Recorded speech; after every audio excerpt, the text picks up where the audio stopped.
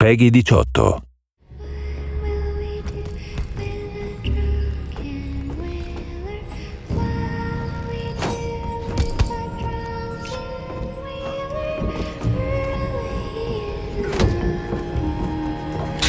Let's talk a little bit about the powers. It's so important to the series because the powers not only put you into that badass assassin fantasy, but they allow the player to be flexible and play their own way.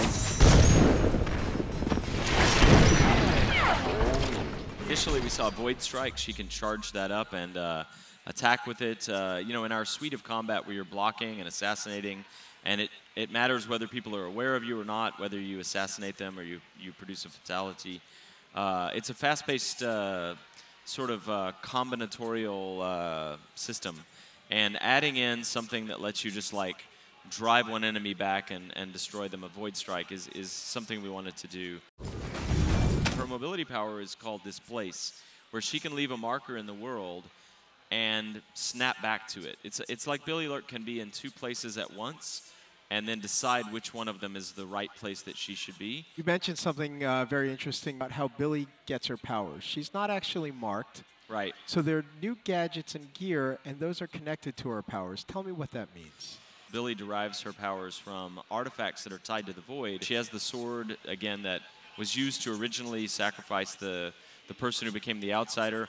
But the arm that she has causes it to deconstruct and reconstruct, so she can, like, summon it out of nowhere, basically. She has the sliver of the eye in her eye, which is an artifact from a previous divinity before the outsider. She has this talisman from the love of her life, Deirdre, that lets her listen to the whispers of rats.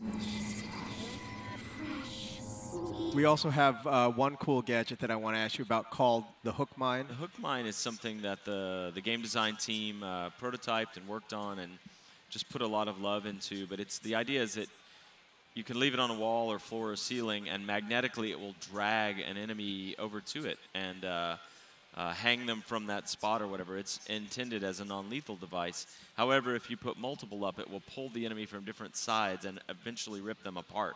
So it can be quite gory. It became one of our favorite toys across the Dishonored games.